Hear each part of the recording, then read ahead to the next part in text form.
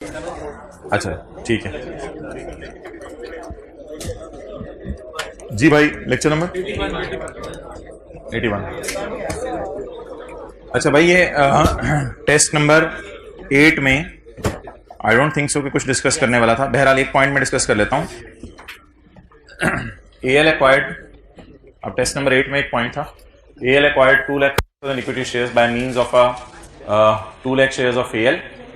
सबसे पहले एएल ने अपने शेयर्स दिए हैं, तो ये investment debit, share capital credit और शेयर प्रीमियम क्रेडिट, ये एंट्री हो जानी थी।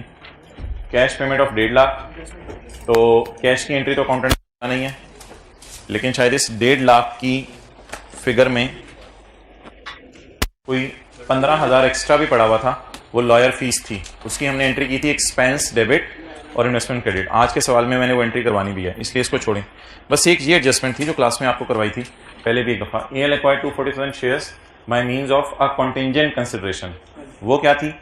एएल पे करेगा further amount to old owners of subsidiary in cash on 30 सितंबर 19, मतलब कि हमारे साल के 3 महीने बाद। If subsidiary earns good profits, अगर सब्सिडरी अच्छे प्रॉफिट कमाए तो कितने पे करेगा वो अभी नहीं लिखा हुआ। The fair value of this contingent consideration, contingent means it is dependent on performance of subsidiary. The fair value of this contingent consideration at the date of acquisition was estimated at 10,000। आपको पता है date of acquisition वाली जो सारी चीजें हैं वो working one में जाती हैं, तो वर्किंग वन में इन्वेस्टमेंट की जो फिगर निकलनी थी वो ये निकलनी थी, 10,000 की एंट्री होनी थी, इन्वेस्टमेंट डेबिट और पेएबल क्रेडिट। फिलहाल ये पेएबल किस पे बुक कर लें? 10,000 पे। लेकिन जब ईयर एंड आया तो हमारा ख्याल है कि सब्सिडरी ने अच्छा परफॉर्म किया, नहीं बुरा परफॉर्म किया, हमने सिर्फ उसको 2,000 देने हैं। The contingent consideration has not been recorded by L, और हमने अपनी किताबों में रिकॉर्ड नहीं की। अच्छा, तो नहीं डिस्क्लोज वाली नहीं है ये, ना ना ना ना ना ना, ये वो नहीं है। वो डिस्क्लोज और वो कुछ और थी, वो मैं बताता हूँ क्या थी। वो ये थी कि जिस वक्त हम सब्सिडरी को बाय करने गए, सब्सिडरी के खिलाफ कोर्ट में कोई केस हुआ था, तो वो कंटिंजेंट कंसिडरेशन का लफ्ज वहां नहीं था, वहां कंटिंजेंट लायबिलिटी का लफ्ज था। लेकिन वो भी आईएएस 1037 का कॉन्सेप्ट है, वो उसमें देखेंगे। वो ये था कि सब्सिडरी के खिलाफ कोई केस हुआ था और हमारा अंदाजा था कि केस हारना है या जीतना है, इसके ऊपर बहस थी। उसको फिलहाल साइड पे रखो, वो किसी और दिन रिवाइज कर लेंगे, फिलहाल ये मुझे बता लेने दो। ये कॉन्सेप्ट हमने कहां किया था क्लास में? ये कॉन्सेप्ट हमने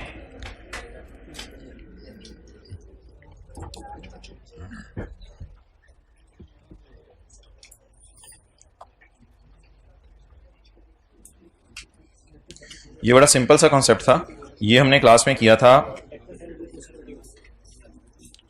पेज नंबर 470 पे, क्वेश्चन नंबर 19।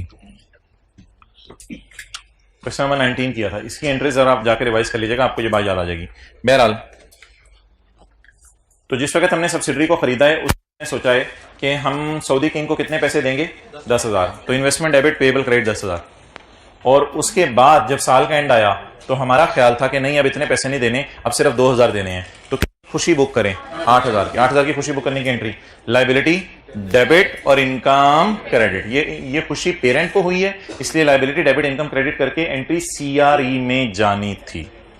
यही वाला इशू था। तो ये क्वेश्चन 19 था असल में जी। किस में जाके? सीआरई में।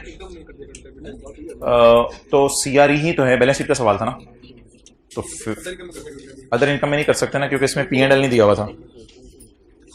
ठीक है, ओके। चलें यार, कुछ लोगों ने शायद पास पेपर के क्वेश्चन नंबर कोई 3 या 4 को हाथ डालने की कोशिश की है। कितने लोगों ने हाथ डालने की कोशिश की है पास पेपर क्वेश्चन 3 को? उसमें 1-2 हल्की फुल्की चीजें आई होंगी, वो एंड पे टाइम बचा तो मुझे याद करा दीजिएगा, मैं वो चीजें बता दूंगा। फिलहाल मैं सिर्फ जो है वो चाह रहा हूं कि कल जो हमने सारा पढ़ा था उसकी एक दफा रिवीजन हो जाए, पिछली से पिछली क्लास में।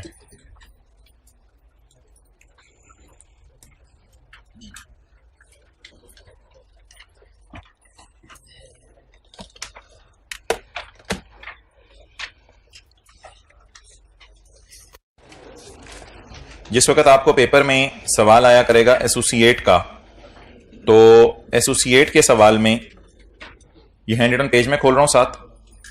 जिस वक्त आपको पेपर में सवाल आया करेगा एसोसिएट का, तो हैंड रिटन पेज नंबर 2 पर कुछ बातें लिखी हुई हैं, वो मैंने लास्ट क्लास में पढ़ाई थी, उनको रिवाइज कर लें। तो पी की बैलेंस शीट शो कर रही होगी investment in A at cost, ऐसा ही है। पिछली से पिछली क्लास में जो सवाल किया था, पी की बैलेंस शीट शो कर रही होगी एसोसिएट में investments at cost. Already pass हो चुकी होगी जो एंट्री, वो हो चुकी होगी पी की सेपरेट फाइनेंशियल स्टेटमेंट में इन्वेस्टमेंट डेबिट और कैश क्रेडिट। करंट एसेट में कैश क्रेडिट हो गया होता है, investment debit cash credit. We will not consolidate assets and liabilities of associate. We will not consolidate assets and liabilities of associate. Line by line add नहीं करेंगे, बल्कि हमारी नजर सब्सिडरी के एसेट्स लायबिलिटीज पे और अर्निंग्स पे होती थी, इधर हमारी नजर सिर्फ अर्निंग्स पे होगी। We will not consolidate assets and liabilities of associate. इसका मतलब है कि ये सारी चीजें काट दी जाएंगी। We will not record any goodwill of associate, इसमें कोई गुडविल का चक्कर नहीं होगा। अगली बात, आपस के रिसीवेबल पेबल कैंसल नहीं होंगे। आपस के रिसीवेबल पेबल कैंसल नहीं होंगे। इस बात का यह मतलब था कि पी अपनी किताबों में, ये जो क्वेश्चन 2 हमने किया था, पी अपनी किताबों में डेटर डेबिट और सेल क्रेडिट तो अर्निंग में होगी ना। पी अपनी सेपरेट फाइनेंशियल स्टेटमेंट में डेटर डेबिट और सेल क्रेडिट कर चुकी होगी, जिसकी वजह से डेटर पी की किताबों में नजर आ रहा होगा 25 का, लेकिन एसोसिएट की किताबों में पेपर में तो हमें नजर आ रहा होगा यहां क्रेडिटर, क्योंकि ये परचेज डेबिट क्रेडिटर एंट्री कर चुका है। लेकिन ये क्रेडिटर हम बैलेंस शीट के फेस पे डालेंगे नहीं। जब ये वाला 25 बैलेंस शीट के फेस पे लेके ही नहीं गए, लेकिन ये वाला 25 ले गए, तो अगर कैंसल करना चाहें तो एक 25 नजर आ रहा है और दूसरा 25 बैलेंस शीट के मुंह पे लेके ही नहीं गए, तो वो नजर, तो जब वो नजर नहीं आ रहा, तो फिर क्या इस 25 में से अगर 25 माइनस कर देंगे तो वो तो सिंगल एंट्री बन जाएगी, बैलेंस शीट हमारी खुद ही आउट हो जाएगी। तो इसलिए अकाउंटेंट्स इस नतीजे पे पहुंचे कि आपको आपस के रिसीवेबल पेएबल बोले कैंसल करने की जरूरत नहीं है। आपस के रिसीवेबल पेएबल में आपको एक आसान सी बात बताऊं, लोन रिसीवेबल आ रहा होता था पेरेंट की किताबों में और सब्सिडरी की किताबों में लोन, आप उन दोनों को ऐसे लाइन लगा के काट देते थे। लेकिन अगर खुदा ना खास्ता कल को एसोसिएट के सवाल में पेरेंट की किताबों में लोन रिसीवेबल नजर आ रहा होगा और एसोसिएट की किताबों में लोन पेएबल नजर आ रहा होगा, तो लोन पेएबल आपको तो देखने में नजर आ रहा होगा, लेकिन आपने उसे वैसे ही सवाल मुंह पे नहीं लेके जाना, तो उस लोन रिसीवेबल को फिर आपने खड़ा रहने देना है पेरेंट की किताबों में, उससे आपने काटने की जरूरत नहीं है। तो ये कॉन्सेप्ट था कि आपस के रिसीवेबल्स पेएबल्स जो होंगे वो क्योंकि पूरी तौर पे ऊपर नजर नहीं आते तो काट भी नहीं सकते। कैसी रही 2 छुट्टियां भाई आपकी? अच्छी रही माशाल्लाह। चलो आगे चलें, 2 छुट्टियां means 3 lecture. Okay, we will record post profits of A, वो मैंने आपको बता दिया था। एक एंट्री हमने की थी, क्या वर्किंग 7 खोली थी, closing minus pre is equal to post, और उसकी एंट्री हमने की थी इन्वेस्टमेंट डेबिट और सीआरई, जिसकी वजह से यहां पीआरई एसआरई एआरई तीनों नजर आने लग गई। अच्छा, अब एडजस्टमेंट्स को रिवाइज कर लेते हैं। एडजस्टमेंट्स इस टॉपिक में बड़ी आसान है। एक लाइन हमने ऐड किया करनी है, सोल्ड अनसोल्ड प्रॉफिट के नीचे पीस शेयर ऑफ अबव। अब इस एंट्री को ना खुद आपने सोचना है जबानी। पहला, किसने बेचा? ए ने। किसने प्रॉफिट बुक किया? ए ने। कल हमने बनाया था सीआरई का अकाउंट, तो उसमें ईआरई यहां नजर आ रहा था, तो CRE debit, CRE debit, CRE debit कर दें। किसने खरीदा? किसके स्टॉक में पड़ा हुआ है? मेरे ख्याल से पी का जो स्टॉक है वो तो आप उठाते हैं, तो उसमें से फिर माइनस कर दें, तो क्या एंट्री बनी? CRE debit stock credit. Return उठानी मानना आसान सी एंट्री है। किसने बेचा? पी ने। किसने प्रॉफिट बुक किया? पी ने। वर्किंग 3 में सीआरई में इधर पीआरई पड़ा हुआ है, तो इधर भी सीआरई डेबिट होगा। CRE debit. किसने खरीदा? किसके स्टॉक में पड़ा हुआ है? ए का स्टॉक तो कल हमने उठाया नहीं था, तो जब ए का स्टॉक उठाया नहीं तो आज आके जोर किस पे लगाएंगे? इन्वेस्टमेंट्स पे। तो सीआरई डेबिट, इन्वेस्टमेंट क्रेडिट। और नीचे वाली एंट्रीज में नहीं आपको करा रहा, क्योंकि जो फिक्स्ड एसेट वाली एंट्री है वो भी सेम है, स्टॉक की जगह इधर पीपी है, तो नीचे वाली एंट्रीज में नहीं करा रहा, क्योंकि फिक्स्ड एसेट की एंट्री सारी सेम है। लॉजिक भी उसी तरह, सोचना भी उसी तरह, लेकिन इधर भी एक नई लाइन ऐड होगी, P's share of above. Okay, impairment की नॉर्मल सी एंट्री है, बोल दें सीआरई डेबिट, इन्वेस्टमेंट क्रेडिट। तो ये हमारा बैलेंस शीट का कॉन्सेप्ट सारा खत्म हो गया। अब हमने एक P&L का सवाल करना है और कल P&L बैलेंस शीट का सवाल करेंगे। बस इतना सा टॉपिक था एसोसिएट्स का, क्योंकि इसके अंदर ज्यादा एडजस्टमेंट्स नहीं है, ये गिनी चुनी एडजस्टमेंट्स हैं। अच्छा, अब मोहतरम P&L का सवाल सॉल्व करते हैं। Let's start. आसान सा सवाल कोई निकालें। अच्छा, ये क्वेश्चन 3 किया था यार? सच्ची सच्ची बताएं, किया था क्वेश्चन 3? कितने लोगों ने किया था? ये नहीं किया तो आज कर लीजिएगा, ये फिर टाइम नहीं मिलना आने वाले दिनों में आपको क्वेश्चन। और ये हाँ लेंथी तो था ना, जाहिर बात है, सब्सिडी की एडजस्टमेंट भी डाली हुई थी, एसोसिएट की एडजस्टमेंट भी डाली हुई थी, तो सारा एक गो में करेंगे तो आप समझ आएगा। Question number 4। अच्छा जी, the statements of comprehensive income of EL and its subsidiary SL and associate AL at 31 December 19 are shown below.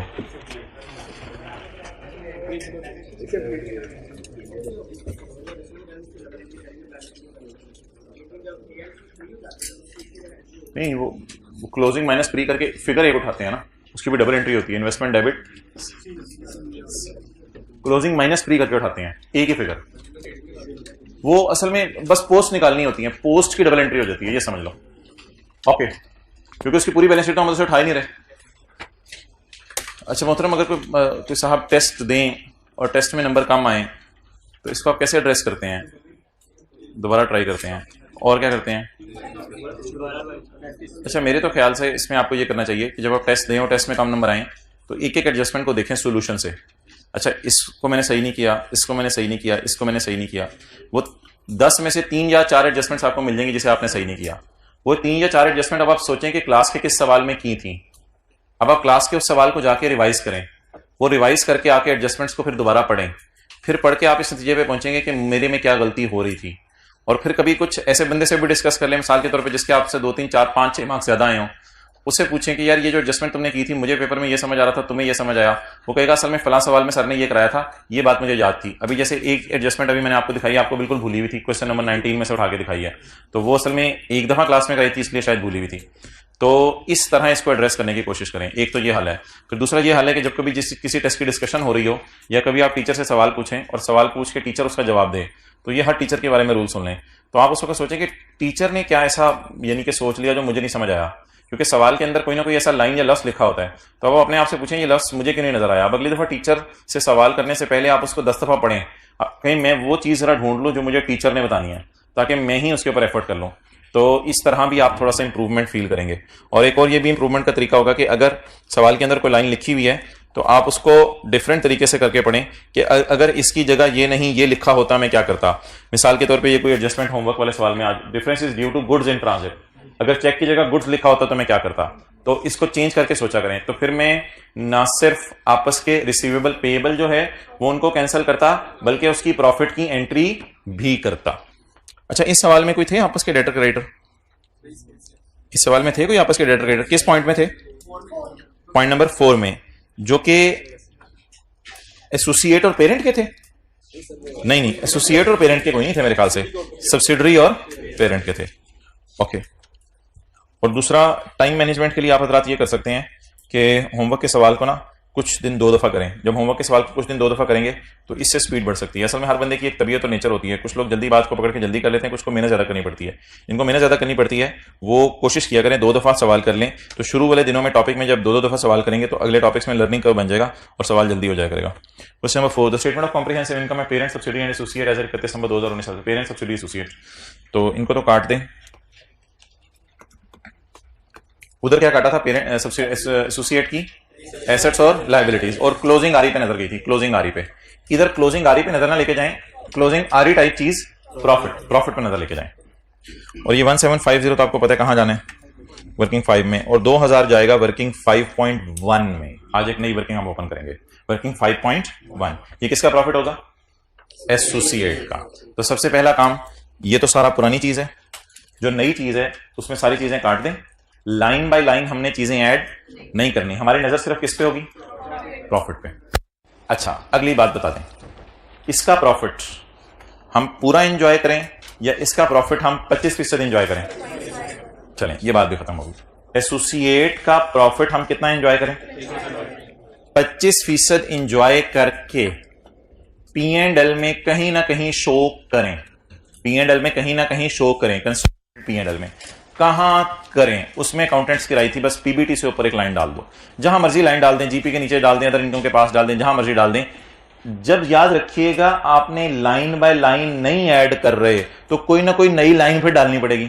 या तो आप इसकी सेल को अपनी सेल बनाते हैं, या इसकी कॉस्ट ऑफ सेल को अपनी कॉस्ट ऑफ सेल बनाते, जब वो नहीं बनाई तो मजबूरी में क्या करना पड़ेगा, कोई एक नई लाइन ऐड करनी पड़ेगी। नई लाइन का नाम क्या होगा, इन्वेस्टमेंट इन एसोसिएट या share of profit from associate. तो एक लाइन बस हम डाल देते हैं, share of profit from associate, उसको P&L के मुंह पर डाल देंगे। तो ये सवाल तो 1-2 मिनट में कर लें इसको। लाइन डाल दें किसके ऊपर, पीबीटी के ऊपर। चलें जी, consolidated statement of comprehensive income. Associate वो है जिसके हमने 20 से 50% शेयर खरीदे हैं। 31 दिसंबर 2000 जी। सेल बता दें, 15,000 और 7500। किसकी सेल को ऐड ना करें, एसोसिएट की। लाइन बाय लाइन ऐड ना करें, एक ही दफा इसको देख लेंगे क्या करना है। 12,000 और 5,000।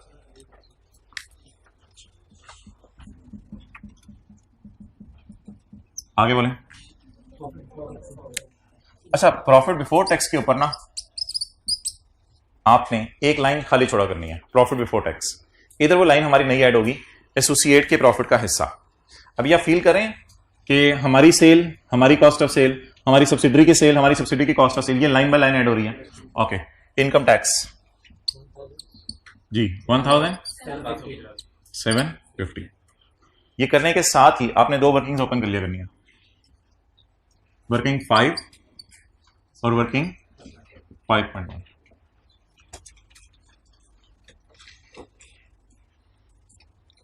एस प्रॉफिट और ए प्रॉफिट। अच्छा, अभी आपको मेंटली मैं प्रिपेयर कर रहा हूं, 2 वर्किंग्स हमारी और होंगी, वर्किंग 5.2 और 5.3। एस का ओसीआई और ए का ओसीआई। ओसीआई भी तो एक चीज है ना, रिवोल्यूशन सरप्लस टाइप चीजें, तो वो भी आने वाले दिनों में आनी है 5.2 और 5.3 के नाम से। फिलहाल तो हमारी एक ही वर्किंग ऐड हुई है, एक वर्किंग होगी एस प्रॉफिट, एक होगी ए प्रॉफिट। अच्छा, इस टॉपिक की ये ब्यूटी है कि इस टॉपिक में आपने 7-7 परसेंटेजेस लगाते रहना है। तो 2000 को एज इट इज नहीं उठाना, 7-7 परसेंटेज लगाते रहना है। इधर तो 1750 पूरा उठा लें, लेकिन 2000 को कितना उठाएं, 7 परसेंटेज लगा के जी। एस का प्रॉफिट बोल दें 1750। ए के प्रॉफिट में आप अपना हिस्सा बताएं। ए का प्रॉफिट आपने पूरा नहीं लिखना, लिख सकते हैं ए प्रॉफिट ओवर शेयर। अगर आपने ज्यादा अच्छा लिखना है तो ए प्रॉफिट ओवर शेयर का लफ्ज लिख दीजिएगा, लेकिन मैं ऐसे ही लिख रहा हूं। ए का प्रॉफिट कितना है, उसमें कितना हमारे 500। अच्छा, शायद आपको याद हो कि वर्किंग 5 में हम ये नहीं देखते कितना हमारा है, वर्किंग 5 में हम ये देखते हैं कितना किसी का है। याद है, वर्किंग 5 में दूसरी साइड पे जो फिगर आती है हम देखते हैं कितना किसी का है। क्योंकि वजह क्या होती है, इधर देखें कितना किसी का है, कि वजह क्या होती है, उसकी सारी चीजें डालनी होती हैं आपने। सोचें सब्सिडरी में ऐसे क्यों सोचते हैं, सब्सिडरी में हम ऐसे सोचा करेंगे कितना किसी का है, और एसोसिएट में सोचा करेंगे कितना हमारा है। Logic logic logic. सब्सिडरी तो सारी उठा के आपने डाल ली है, तो जो किसी का है वो उसको दे दें। एसोसिएट आपने सारी उठा के डाली नहीं, तो हमारा ऐड कर दें। तो ये दोनों की वर्किंग में हल्का सा फर्क है। तो ये तो पुराने जमाने की वर्किंग है, करा दें। 1750 जरा 20% जी 350। चलें जी, कैरी डाउन आगे, इसका कैरी डाउन निकाल लें। Carry down 500। अब ये मैं नई लाइन ऐड करने लगा हूं ब्लू मार्कर से, जो कि फॉर एसोसिएट है। इसका इंग्लिश का फिक्रा देख लें कोई आसान सा। Share of profit from associate, ये वो करेगा वर्किंग 5.1। कितना है, 500। चलें जी, वर्किंग 5 को आपको पता है कहां शो करना है। अभी एट्रीब्यूटेबल के बाद वर्किंग 5 को लिफ्ट करानी है। अभी जिस बात थी ना कि सर वर्किंग 5 कहां करनी है, कवा चला हंस की चाल अपनी भी भूल गया, वो पुरानी चाल है ना, अपनी भूलिएगा कि अभी थोड़ी देर 350 कहां जाना है, और सबर एट्रीब्यूटेबल वाली वर्किंग में जाएगा।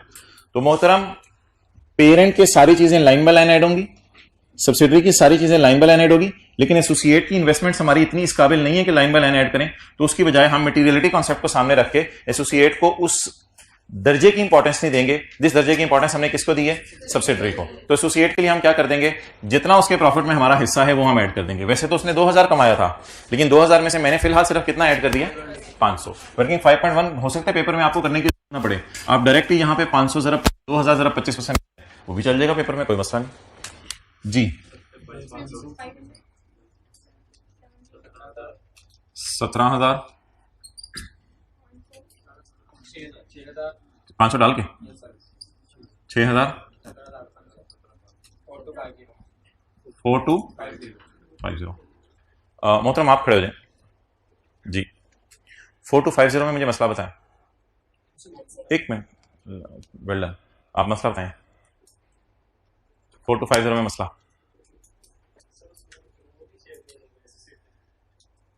कोई मसला नहीं। एसोसिएट का 500 इसमें पड़ा है, मुझे कोई मसला नहीं, ये कोई मसला नहीं, ये तो मसला नहीं है। तो सादा सी बात है यार, व्हाट इज 4250? 15,000 माइनस 12,000 माइनस 1000, ये पेरेंट की प्रॉफिट इसमें पड़ा है। What is 4250? 7,500 minus 5,000 minus 750 subsidy का पूरा प्रॉफिट इसमें पड़ा है। एसोसिएट की बात कर लें, एसोसिएट का तो अल्लाह का शुक्र है 25% ही पड़ा है, तो इसके 4,250 में 500 की टेंशन नहीं। मसला बताएं क्या है। तो इस मसले को हम कैसे एड्रेस करते थे? इस मसले को एड्रेस करते हैं हमें 2 हफ्ते हो गए में। मसला बता दें कैसे एड्रेस करते थे। अगली एक हेडिंग डाल दें, क्या एट्रीब्यूट, तो वो मसला होता था, उसको हम एड्रेस करते थे। तो इस 4,250 में मसला ये हुआ करेगा कि इसमें पेरेंट के पूरे प्रॉफिट्स पड़े हैं, नो प्रॉब्लम। सब्सिडरी के इसमें पूरे प्रॉफिट्स पड़े हैं, that is the problem. Associate का अल्लाह का शुक्र है हमारा हिस्सा पड़े, that is not a problem. तो ये जो नीचे वाली वर्किंग है ना, इसमें सिर्फ सब्सिडरी को छेड़ा करना है और उसका एनसीए वाला क्वेश्चन लाया करना है। तो वो वर्किंग्स तो हुई है सारी। Attributable to parent owners NCI. NCI भी पेपर में पूरा लिखना है। 35 जी 42 39।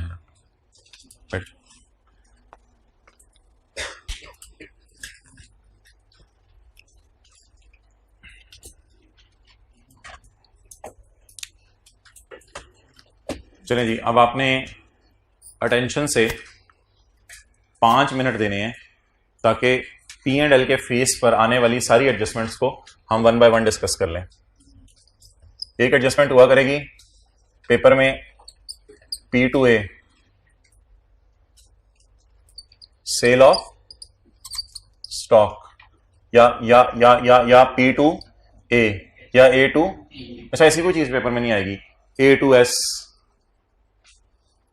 S2A, ऐसी कोई चीज नहीं पेपर में आएगी। P2A या A2P। आगे बोलें और एडजस्टमेंट्स बोलते जाए ना। Sale of fixed assets on profit कर लेता हूं, loss on profit P2A, A2P। और एक एडजस्टमेंट और पेपर में आया करेगी, ये ना ये कंसोलिडेशन बड़ी मजे की है। ये फाइनल अकाउंट की तरह नहीं है कि 1000 किस्म की एडजस्टमेंट्स आ सकती हैं। इंपेयरमेंट ऑफ इन्वेस्टमेंट, इसमें P2A, A2P का चक्कर नहीं है, बस इंपेयरमेंट ऑफ इन्वेस्टमेंट्स। चलें जी, अब आप हजरात जो है वो मुझे राय दे दें। सिंगल एंट्री अप्रोच से चल रहे हैं क्योंकि क्या बनाने लगे हैं, P&L बनाने लगे हैं। किसने बेचा? P ने। किसने प्रॉफिट बुक किया? मुझे तो नजर आ रहा है यहाँ P का profit sale minus cost of sale. मुझे तो नजर आ रहा है यहाँ P का profit sale minus cost of sale. तो प्रॉफिट नजर आ रहा है, प्रॉफिट को उल्टा दें। प्रॉफिट को कैसे उल्टाएं? जीपी कम करके। जीपी कम ना करें, क्या कर दें? कॉस्ट ऑफ सेल बढ़ा दें। अच्छा, इंक्रीज कर दें कॉस्ट ऑफ सेल, लेकिन किस फिगर से? वो मैं आपकी तरह समझने के लिए कर रहा हूं। सोल्ड, अनसोल्ड, अनसोल्ड का प्रॉफिट, एक लाइन आपने नहीं डाला करनी है। P's share, P's share. अच्छा, क्रॉस क्रॉस क्रॉस, ये भी क्रॉस, ये भी क्रॉस। ये जो फिगर आएगी ना, ये वाली, इससे आपने कर दिया करना इंक्रीज कॉस्ट ऑफ सेल। पहली वाली फिगर क्यों सेल और कॉस्ट ऑफ सेल में से माइनस नहीं करनी? थोड़ा सा सोच के मुझे बता दें। ये एक काम हम करते थे ना P2S में, वो काम जरा आपने मुझे बताना क्यों नहीं करना। P ने बेचा तो P ने सेल में डाला, A ने खरीदा तो A ने परचेज में डाला। अब A की परचेज नजर नहीं आ रही ना, अब A की परचेज नजर नहीं आ रही, तो मैं कहां से माइनस करूं? तो एक काम जो सब्सिडरी में करते थे, सेल और कॉस्ट ऑफ सेल में से सेल को माइनस करते थे। Who is seller? P। Who is buyer? किसने सेल में डाला? P ने। किसने परचेज में डाला? A की परचेज यहां नजर, जिस तरह डेटर क्रेडिटर कैंसिल नहीं हो सकते थे, इसी तरह सेल परचेज भी cancel. Interest income, interest expense cancel नहीं हो सकेगा। Management fees income, management fees expense cancel नहीं हो सकेगा, क्योंकि हमने एक की चीजें उठाई हैं या दूसरे की भी उठाई हैं? एक की उठाई है। तो अल्लाह का शुक्र है, ये वाला काम तो नहीं करना पड़ेगा। तो काम क्या करना पड़ेगा? किसने बेचा? P ने। ये P का प्रॉफिट है, sale minus cost of sale. किसने प्रॉफिट बुक किया? P ने। प्रॉफिट रिवर्स करने के लिए कॉस्ट ऑफ सेल बढ़ा दें। सिंगल एंट्री अप्रोच से चलेंगे, while preparing P&L, while preparing P&L। And A to P में भी यही चारों चीजें इधर आ जाएंगी। इस फिगर से क्या एंट्री होगी, अब वो जरा देख लेते हैं। किसने बेचा, किसने प्रॉफिट बुक किया? ए का प्रॉफिट सेल माइनस कॉस्ट। ए का प्रॉफिट नहीं है, बताएं। नहीं कुछ नहीं कर। एक्सेलेंट, ये पड़ा हुआ यार ए का प्रॉफिट, इसको कम कर दीजिएगा। जहां पड़ा हुआ ए का प्रॉफिट उसे कम कर दीजिएगा। तो ये ए का प्रॉफिट पड़ा हुआ, इसे कम कर दीजिएगा। तो इसे हम कर देंगे reduce profits in working 5.1। Reduce profit in working 5.1। Debit लिख लें, जो भी लिख लें, प्रॉफिट कम करना है, प्रॉफिट कम करना है। तो प्रॉफिट कम करने के दो तरीके हैं। अगर P2S वाले तो कॉस्ट ऑफ सेल बढ़ा देंगे, और अगर P2A वाले, और अगर A to P वाले तो किसने बेचा, किसने प्रॉफिट बुक किया, ये ए के प्रॉफिट्स पड़े हैं। इधर लाके इस एडजस्टमेंट को पोस्ट किया करेंगे, किस नाम से, A to P के नाम से। तो सिंगल एंट्री प्रोसेस चलेगा। अच्छा, इधर आप लोगों ने डेप्रिसिएशन वगैरह की टेंशन नहीं लेनी, इधर डेप्रिसिएशन इग्नोर करके नेट नोट से हम खेला करेंगे। अच्छा, अब आप मुझे बता दें इधर क्या होगा और इधर क्या होगा, सोच लें थोड़ा सा। किसने बेचा, किसने अदर इनकम में डाला? अदर इनकम वैसे मुझे नजर नहीं आ रही मजबूरन इस सवाल में। वैसे अगर अदर इनकम आ रही होती तो पी की नजर आ रही होती है अदर इनकम, एस की नजर आ रही होती है अदर इनकम, एसोसिएट की अदर इनकम नजर आ रही होती। किसने बेचा, किसने अदर इनकम में डाला? पी ने। कौन अदर इनकम से उल्टा दे? पी। तो इसे हम मुंह पे, यहां मुंह पे लाके डिक्रीज फ्रॉम, बोले बोले बोले अदर इनकम, अदर इनकम में से कम कर दिया करेंगे। और अगली तो आप मुझे खुद ही बता दें, किसने बेचा? ए ने। किसने प्रॉफिट बुक किया? ए का प्रॉफिट ये पड़ा हुआ है, तो इसमें से क्या कर दें, प्लस कर दें। तो ये फिक्रा लिख दूं, रिड्यूस प्रॉफिट। इस टॉपिक में ना आपने डेप्रिसिएशन को अलग से लेके नहीं चलना, वो इमटेरियल सी चीज है। डेप्रिसिएशन रिकॉर्ड जरूर करेंगे, नेट गेन भी निकालेंगे, अभी मैं सवाल आपको कराऊंगा, लेकिन अदर इनकम और डेप्रिसिएशन अलग अलग उल्टाते थे, मुझे याद है, P&L के मुंह पे आके, उस तरह उल्टाने की जरूरत नहीं है। और impairment of investments A profit में कम किया करेंगे। कुछ किताबों में वैसे एडमिन एक्सपेंसेस में ऐड हुई होती हैं, लेकिन ए प्रॉफिट में से कम किया हुआ, इसमें दोनों राय हैं वैसे। तो बस रिड्यूस, बोले बोले बोले जल्दी, रिड्यूस प्रॉफिट। वैसे ए का प्रॉफिट ही रिड्यूस हो रहा है, लेकिन हमें दुख हो रहा है, तो इसलिए हमें जो दुख हो रहा है, हम उससे मिलने वाली जो खुशी है, उससे हमें होने वाला गम यहां रिकॉर्ड कर देंगे, ताकि नेट खुशी यहां बुक हो जाए। तो working 5.1, so that is all.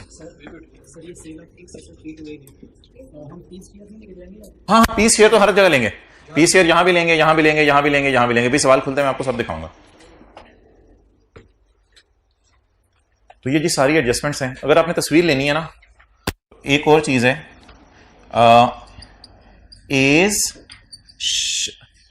नहीं, पीस शेयर ऑफ ए, बोले बोले बोले बोले, हिम्मत करें यार।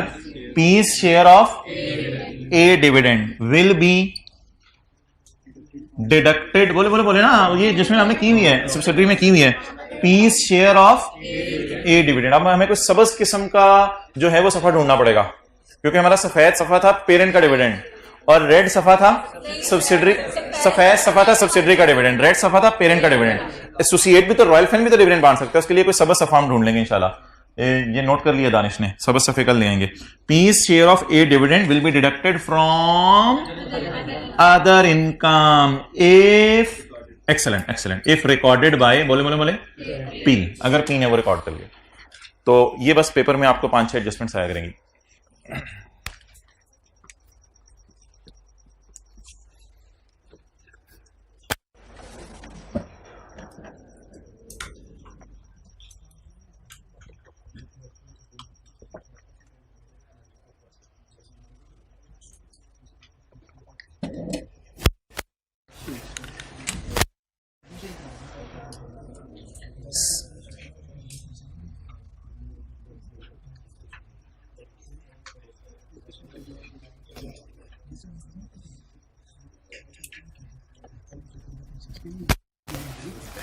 पेज 4 बनेगा, हैंड रिटन पेज 4।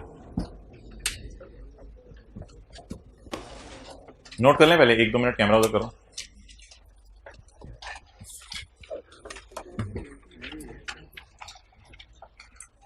तस्वीर खींच लें बस, वैसे हैंड रिटन पेज पे हुआ है, छोड़ो यार, छोड़ो परे, इधर देख लें। Sale of stock A to P, क्या करना है, deduct in figure of share in profit from associate in working 5 unsold profit जो फिगर होगी उस पर पीस शेयर। P2A, इधर तो उल्टा लिखा हुआ है, जरा ऊपर नीचे लिखा हुआ है, P2A increase cost of cell, क्योंकि उसका प्रॉफिट नजर आ रहा है ना, तो increase cost of sale. Again वही अनसोल्ड प्रॉफिट का पी स्क्वायर लगा के, sale of fixed asset A to P, किसने बेचा है? A ने, तो वर्किंग 5.1 में कम कर दें, तो deduct in working 5.1, net gain जो होगा उस पे पीज शेयर लगा के, और P2A वाला deduct from other income, net gain पे पी का शेयर लगा के। Impairment of investment, deduct in figure of share in profit from associate 5.1। अगर अदर इनकम के अंदर पड़ा है तो फिर डिविडेंड को आप माइनस कर देंगे, ठीक है? क्या चीज वो भी देख लेते हैं, एक्सपेंसेस में से माइनस कर देंगे। अच्छा मोहतरम, अब आपके जहन में वर्किंग 5.1 का क्या फॉर्मेट बना, इधर से ना देखें, वर्किंग 5.1 का क्या फॉर्मेट बना है? 1 2 3, तीन चीजें यहां पे आया करेंगी वर्किंग 5.1 में। रटा नहीं माना, A to P वाला स्टॉक, फिक्स्ड एसेट और impairment of investments, impairment of investment. बता दें वर्किंग 5.1 में क्या क्या चीजें आया करेंगी? A to P वाला स्टॉक, A to P वाला फिक्स्ड एसेट और इम्पेयरमेंट ऑफ इन्वेस्टमेंट्स। तो ये कोई वर्किंग 5.1 का फॉर्मेट है, ओके ठीक है। गुडविल वगैरह नहीं निकलेगी यहां पे, यहां इम्पेयरमेंट फिर इन्वेस्टमेंट की होती है, गुडविल की नहीं होती।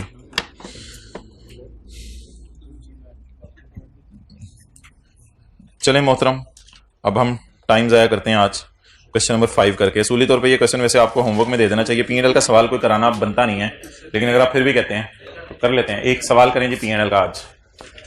हाँ जी,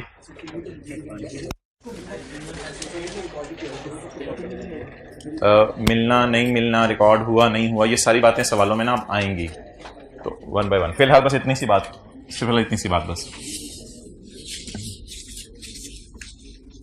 अच्छा भाई, आज के सवाल में मैंने वो वाली एडजस्टमेंट भी डाल दी हैं जो पेरेंट और सब्सिडरी की आपको भूल चुकी हुई हैं। तो वो एडजस्टमेंट्स वो हैं जो सऊदी किंग को हम कहते थे थोड़े से पैसे ले लो, थोड़े से शेयर ले लो, थोड़े से शेयर ले लेना, थोड़े से पैसे ले लेना, थोड़े से डिबेंचर ले लो। वो जो चीजें आपको भूल चुकी हुई थी, प्रोफेशनल फीस वगैरह लॉयर को पे करते थे, वो सारी चीजें आज सवाल में डाल दी हैं ताकि P&L के से सब्सिडरी का सवाल भी रिवाइज हो जाए। Below are the statements of profit and loss of P&S for the year ended 30 सितंबर 2018।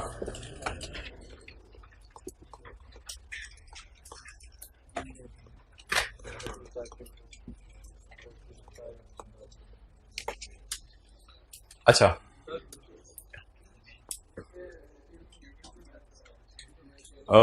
इसलिए कि उसका ये वाला प्रॉफिट ऐड कर लिया ना, तो डबल रिकॉर्डिंग हो जाएगी, इसी में से तो वो डिविडेंड बनता है।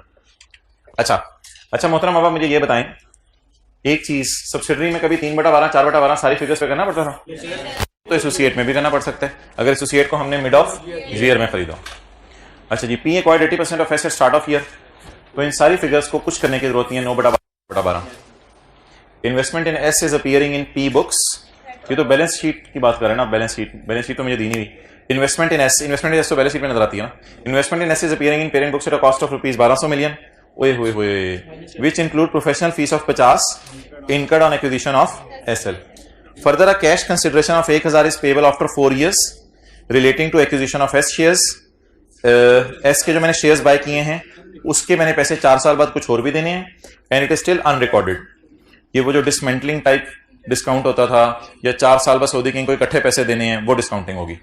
Applicable discount rate is 12%। Share capital and retained earning of subsidiary on acquisition date were 1800। ये प्री वाली रिटेन्ड अर्निंग दे दी है क्योंकि हमें बैलेंस शीट नहीं दी हुई, और शेयर कैपिटल दे दिया है।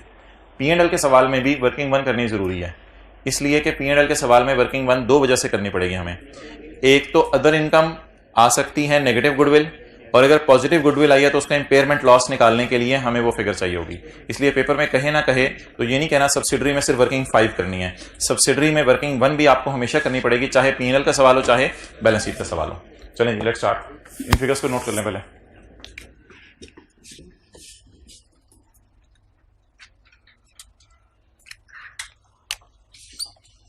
अच्छा, एक चीज आपसे ऐसे ही पूछूं, क्या कभी ऐसा भी हो सकता है कि सब्सिडरी की चीजें मैं उधर लेके जा रहा हूं तो किसी को लेके ही बिल्कुल ना जाऊं, किसी तो नहीं लेके जानी है? वो एक होता था ना मिड ऑफ ईयर में अगर हम खरीदते थे तो कुछ पुरानों की हैं कुछ नयों की हैं, वो वाला कभी सिनेरियो हो सकता है, लेकिन वो स्टार्ट ऑफ ईयर में नहीं खरीदा होगा। अभी तो अल्लाह का शुक्र है स्टार्ट ऑफ ईयर में खरीद लिया, तो ये तो सारी चीजें हमारी हैं। बताएं जी। सेल 10,000, 4800, 4500। आगे बोलें जी।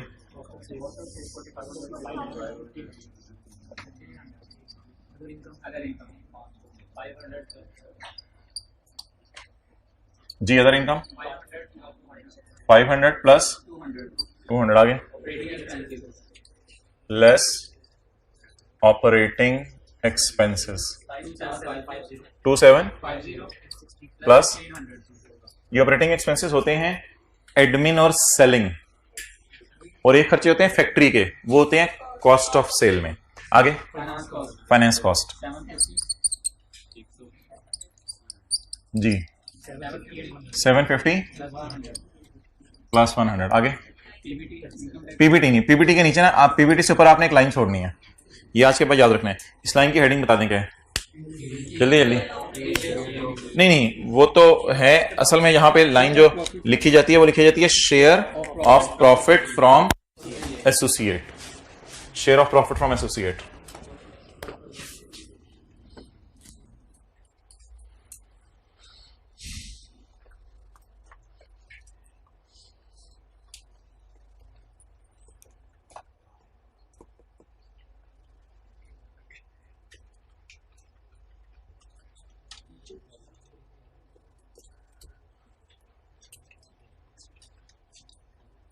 अच्छा जी यार, ये देखें, ये जो पैकेजेस की फाइनेंशियल स्टेटमेंट्स हैं, packages limited and its subsidiaries consolidated financial statements.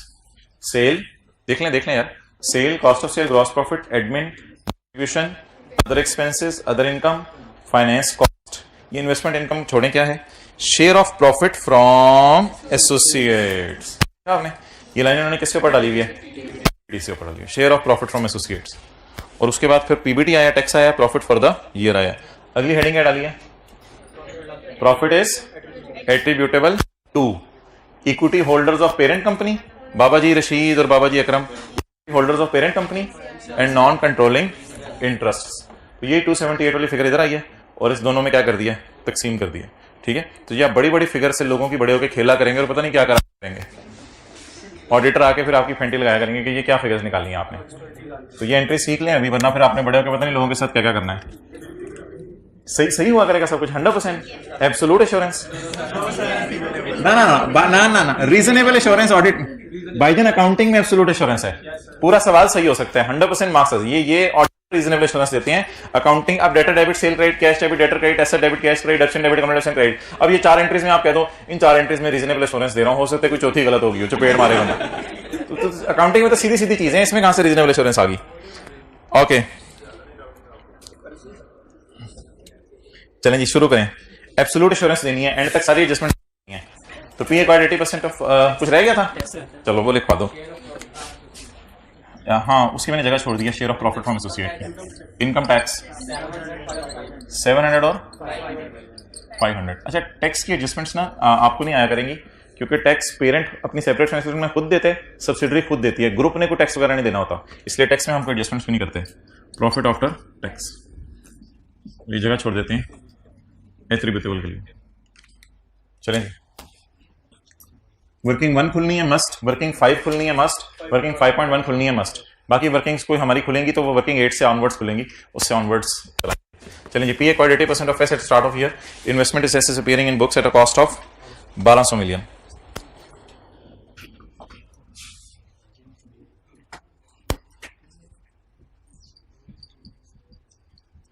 Adjustment account working 1.1, investment in S, investment in S as per question. Investment in S is appearing in books at a cost of 1200। ये वो है जो balance sheet के ना मुंह पे नजर आ रहा होता था पेरेंट की किताबों में, 1200, which includes professional fees of 50 incurred on acquisition of SL. 1 minute देख लेने दें।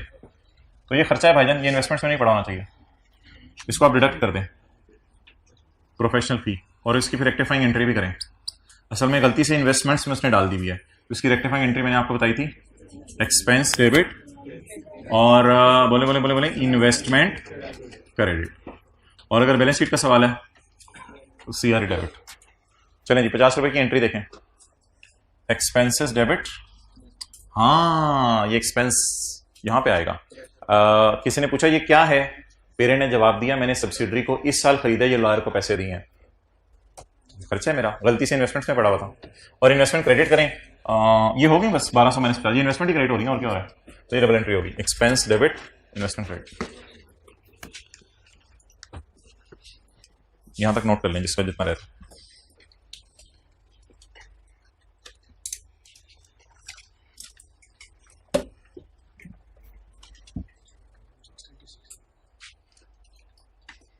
नेक्स्ट,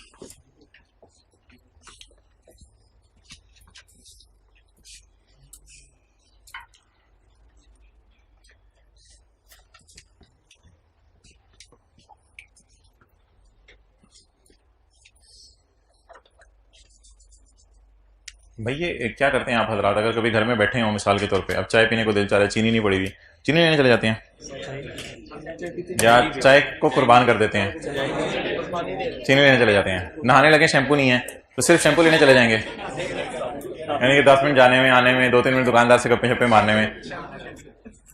कितने लोग इतना टाइम जाया कर रहे हैं इन दिनों में भी, हाथ खड़ा करें। दोस्तों के पास बैठे होंगे मोटरसाइकिल, निकलते निकलते घंटा लगा देंगे। यार कुछ नहीं रह गया, सीरियसली मैं बता रहा हूँ। एंड आई स्टिल रिमेंबर कि 40 दिन की छुट्टियां होती हैं CA फाइनल के पेपर्स में, और मुझे याद है एक दिन मुझे 40 दिनों में मजबूरी में 2 घंटे घर से जाना पड़ा था। बाकी मुझे नहीं याद पड़ा 40 दिनों के अंदर कोई 15 मिनट के लिए भी मैं घर से बाहर निकला हूँ नमाज पढ़ने के अलावा। तो कंसिस्टेंट एफर्ट की जरूरत है भाई, ये तो इस तरह नहीं काम चलेगा। और बस मेरी यही रिक्वेस्ट होती थी, वालदा बल्कि कमरे में आके खाना दे जाती थी, तो बस यही था, बस कमरे के अंदर ही बस जिंदगी गुजरी थी। तो चलें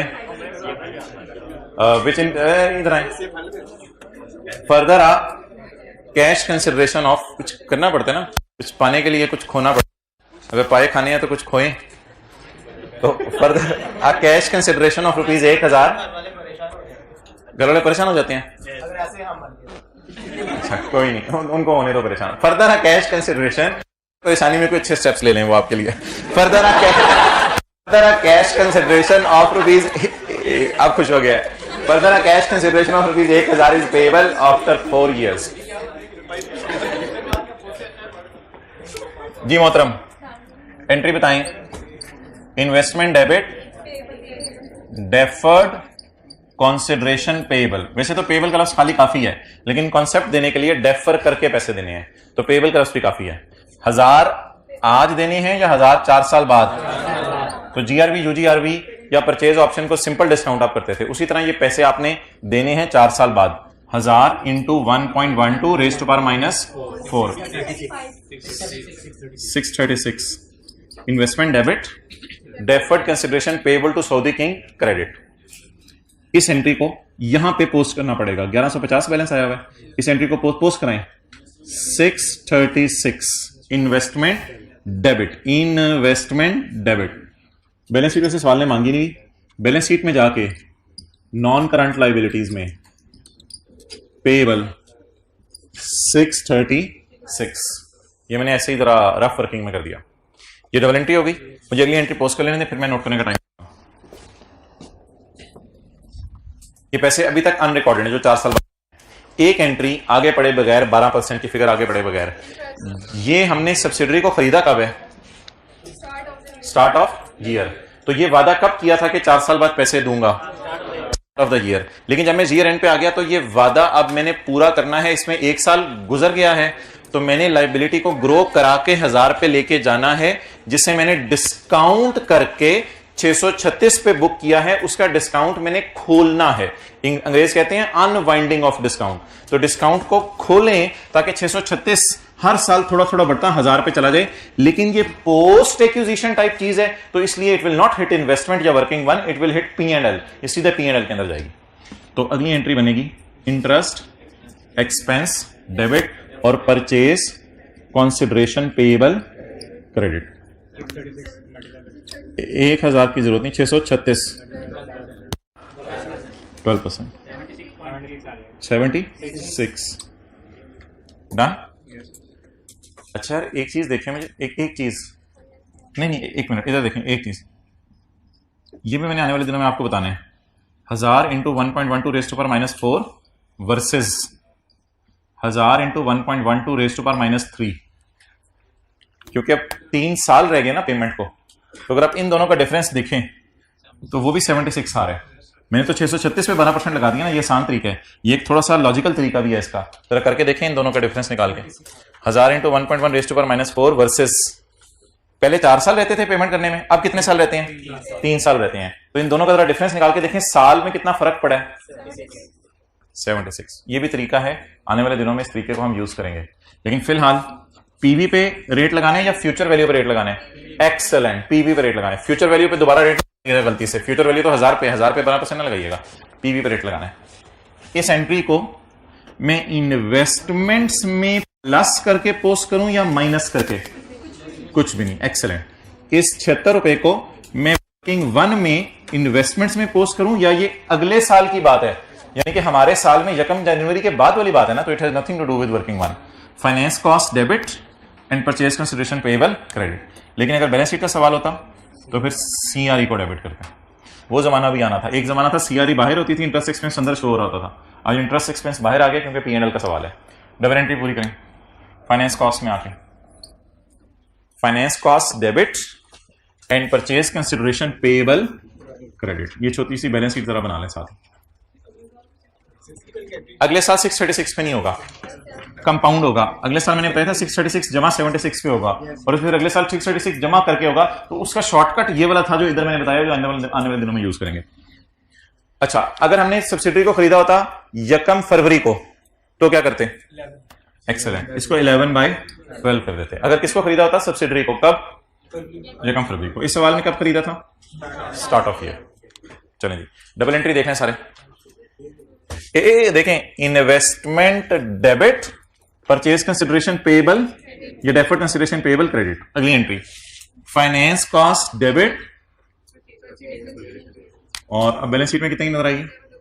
711। 1000 रुपए पे क्यों नहीं नजर आ रही? क्योंकि अभी 4 साल नहीं हुए। दूसरे साल, तीसरे साल, चौथे साल के एंड पे थोड़ा थोड़ा बढ़ा के चौथे साल इसको किस पे ले जाएंगे? 1000 पे ले जाएंगे। 712।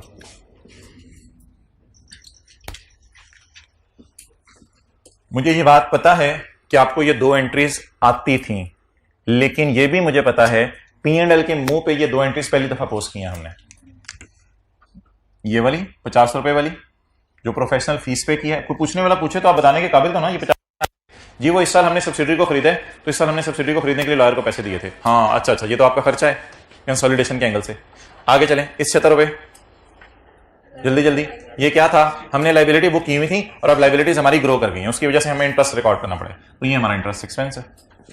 अब यहां पे ना इसको क्लोज कर दें, क्योंकि इसको और आगे चलाया तो खतरा हो जाएगा। इसको क्लोज कर दें। इसमें इधर देखें सारे, थोड़े से पैसे ले लो, थोड़े से पैसे ले लेना, क्योंकि 1200 में तो लॉयर फीस भी थी ना, तो इस 1150 का नाम क्या है? थोड़े से पैसे ले लो। लॉयर फीस माइनस होगी, अल्लाह का शुक्र है, ये वो पैसे हैं जो सऊदी किंग को दिए हैं। थोड़े से पैसे ले लो, थोड़े से पैसे ले लेना, उनकी पीवी बुक की है 1786।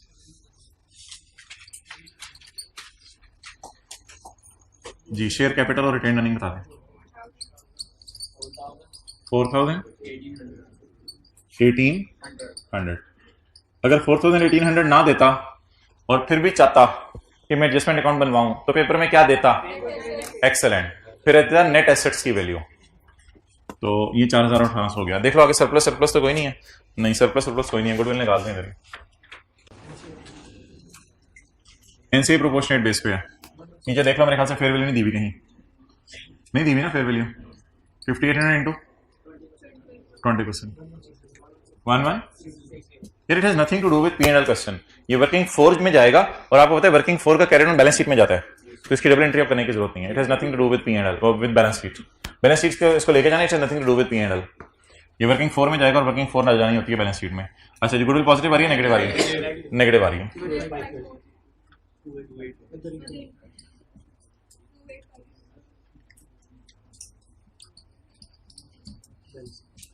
Negative goodwill.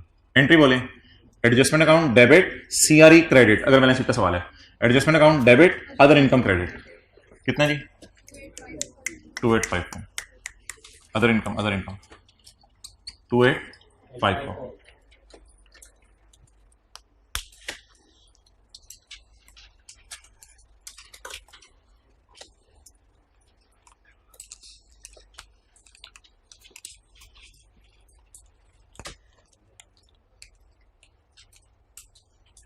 अगर क्या कभी ऐसा हो सकता है, ये देखें ये चीजें पेपर में फिर आ जाती हैं, फिर परेशान होते हैं, क्या कभी ऐसा हो सकता है कि वर्किंग वन में अदर इनकम निकले लेकिन फिर भी P&L के मुंह पे ना जाए? अदर इनकम निकले, मैं पॉजिटिव गुडविल नहीं कह रहा, अदर इनकम निकले लेकिन P&L के मुंह पे ना जाए। कौन बोला जी? एक्सेलेंट। अच्छा जी, ये होता है भाईजान फॉर द ईयर, आप बता रहे हैं P&L फॉर द ईयर होता है, आप बता रहे हैं हमने सब्सिडी को स्टार्ट ऑफ ईयर पे खरीदा है, तो ये अदर इनकम किस दिन आई है? हमें हमारे साल के पहले दिन। अगर हमने सब्सिडी को पिछले साल खरीदा होता तो फिर शायद बैलेंस शीट का सवाल करते हुए मैं इसको सीआरई में लेके जाता, लेकिन जब P&L का सवाल करता तो मैं कहता सारे डाटे में से फॉर द ईयर टाइप चीजें उठाने की कोशिश करें, एज ऑन टाइप चीजें उठाने की कोशिश ना करें। तो ये अदर इनकम फिर इस साल आती या पिछले साल आई होती? अभी ये अदर इनकम कैसे इस साल आई है?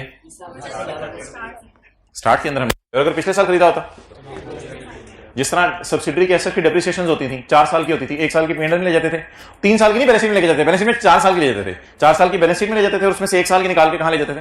P&L में। तो फॉर द ईयर टाइप चीजें जाती हैं। ओके, मजे का सवाल है। P acquired 30% of equity shares of A on यकम अक्टूबर 16। काफी पुराना खरीदा हुआ है, काफी पुराना खरीदा हुआ, कोई टेंशन लेने की जरूरत नहीं है।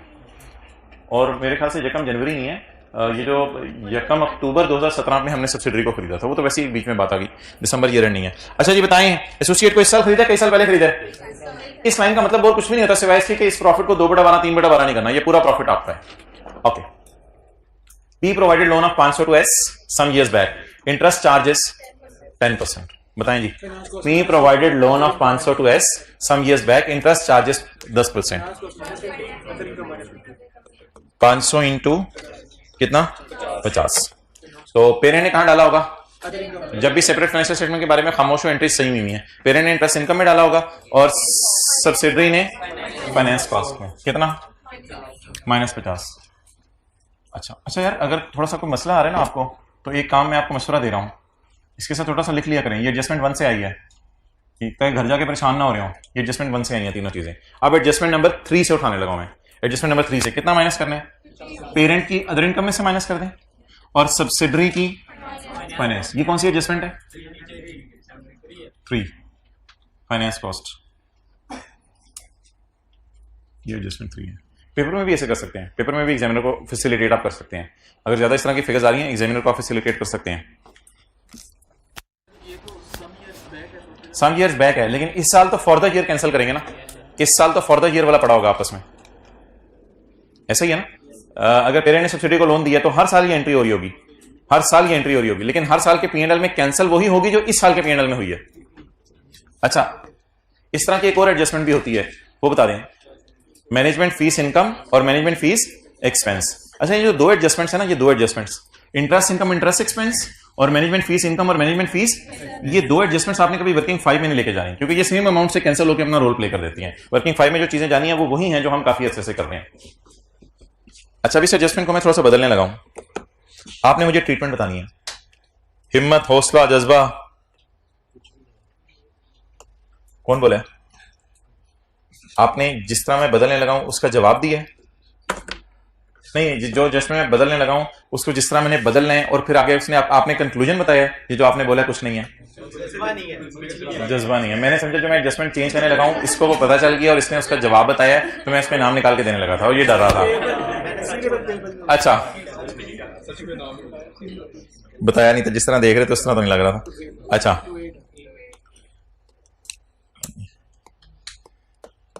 अच्छा जी, P provided loan of 500 to A some years back, interest charges 10%। इसका पेपर में क्या करते हैं? इसका पेपर में क्या करते हैं भाईजान? ये जो एसोसिएट टॉपिक है ना, यहां डेटर क्रेडिटर भी नहीं काटने। अगर कुछ करना होता ना तो हैंड रिटन पेज पे मैं आपको बता देता, कुछ करना होता हैंड रिटन पेज पे मैं आपको बता देता।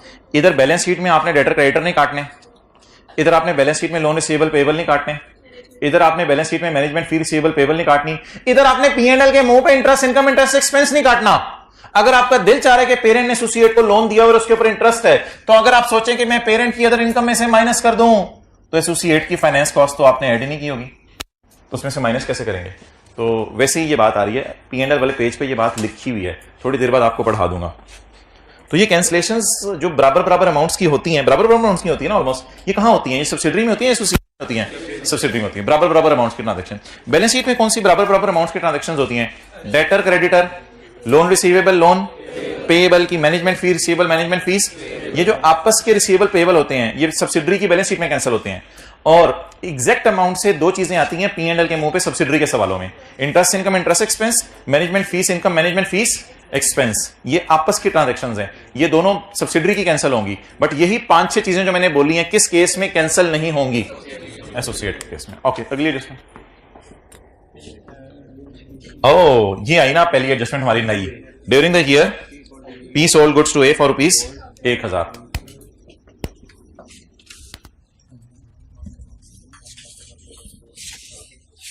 अब दो वर्किंग्स खोल के रख लें क्योंकि उनको ना साथ साथ हमने यूज करना है, वर्किंग 5 और वर्किंग 5.1।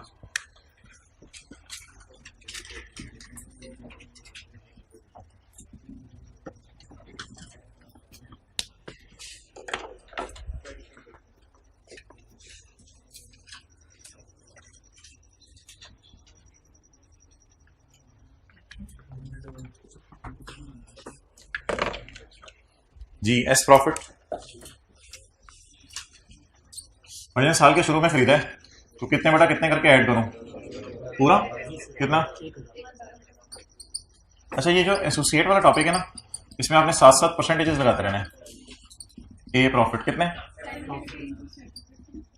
इंटू ये 30%, ये नहीं है क्योंकि 3-4 महीने हैं तो 3/12 करें, ये 30% हमारा हिस्सा है उसमें 225। चलें जी, during the year P sold goods to A for ₹1000। P to A, working number 8 जी, कितनी चीजें बेची? 1000 की। P sold goods to A for 1000 at the year end. A still had 1 quarter of these goods in inventory. 1 quarter 250 and profit element on unsold stock is 200। Profit percentage नहीं थी, profit element दे दिया। कोई अन्ना ही profit है 250 की चीज पे 200 का profit. यार ये सवाल को अगली तरह सेट करो, इतना प्रॉफिट लौट नहीं मची हुई, 250 की चीजें उस पर 200 का प्रॉफिट कमाया। अच्छा चलो ठीक है, तो अब मोहतरम इस टॉपिक में 7-7 परसेंटेजेस लगाते रहना है, इस टॉपिक में 7-7 परसेंटेजेस लगाते रहना है, परसेंटेज लगा के अगली डिस्कशन करनी है। पीस शेयर, पीस शेयर, और यार इसकी मैंने लॉजिक बताई थी 7-7 परसेंटेज लगाने की। ये पेरेंट है, ये एसोसिएट है, एसोसिएट के 30% शेयर हमने खरीदे हुए हैं और 70% शेख रशीद ने खरीदे हुए हैं। तो पेरेंट ने अगर असल में एसोसिएट को चीजें नहीं बेची, शेख रशीद और अपने आप को बेची हैं, तो जब इसने शेख रशीद को चीजें बेची हैं तो रियलाइज प्रॉफिट है, तो आपस का प्रॉफिट सिर्फ रियलाइज है। इस वजह से मैंने कहा था इसको 7-7 परसेंटेज लगाएं। लगाएंगे 200 जरा 30%, 60। अच्छा, अब वो मैं डायग्राम मिटा चुका हूं तो जुबानी सोच लेते हैं। किसने बेचा है? पी ने। किसने प्रॉफिट बुक किया? ये पी का प्रॉफिट 10,000 माइनस 4500 में पड़ा हुआ है, तो फिर नजर आ रहा है प्रॉफिट, तो कॉस्ट ऑफ सेल बढ़ा के जीपी कम कर दें। Arrow increase cost of sale on the face of consolidated statement of comprehensive income. 60 रुपए। ये कौन सी एडजस्टमेंट है? Adjustment number 4।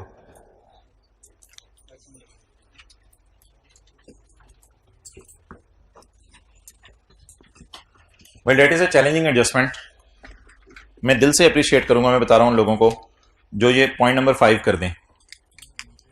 इसमें एसोसिएट वाला कोई कॉन्सेप्ट नहीं है, पुराना कॉन्सेप्ट है एक।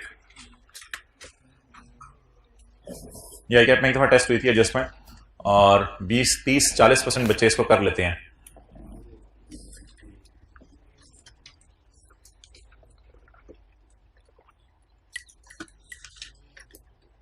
चलें जी, सोल्ड, अनसोल्ड, अनसोल्ड का प्रॉफिट, पीस शेयर, ये सारा आप अपने रजिस्टर पे लिखें। हाँ ठीक है, 3 मिनट है आपके पास, 3 मिनट ले लें।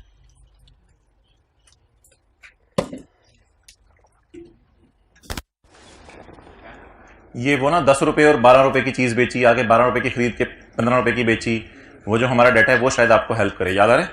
10 का बिस्किट 12 का बेचा, 12 का बिस्किट 15 का बेचा, उस तरह का डाटा बनाएं पहले, फिर शायद समझ आ जाएगी एडजस्टमेंट। पीस शेयर आपने निकाल लिया, पीस शेयर कितने रुपए? 3 रुपए। पीस शेयर मुझे बताएं। 3 रुपए, एक्सेलेंट।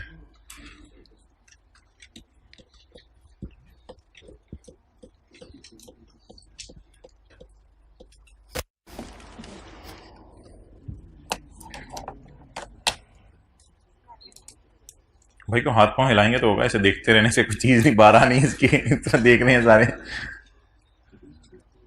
शायद मुझे कहना नहीं चाहिए था कि आई विल अप्रिशिएट, फिर आप कहते हैं अच्छा तो कोई आसान सी एडजस्टमेंट है। आई विल नॉट अप्रिशिएट, जल्दी कर दें। 3.6, ओए हो फिरके बनते जा रहे हैं। एक फिरके ने 3 कहा है, एक ने 3.6 कहा है। हाइब्रिड में माइक पकड़ाएं, हाइब्रिड में माइक पकड़ाएं, जो हाथ खड़ा करे उन्हें प्लीज प्लीज। 3 और 3.6 वाला कोई फिरका उधर बैठा है तो वो बताए जल्दी से।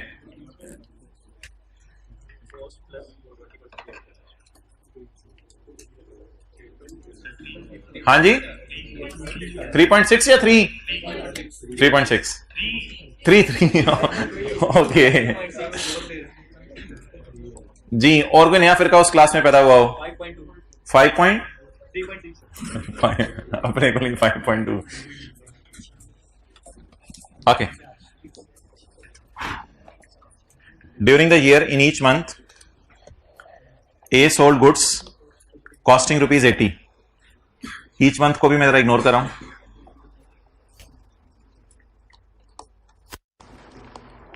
During the year A sold goods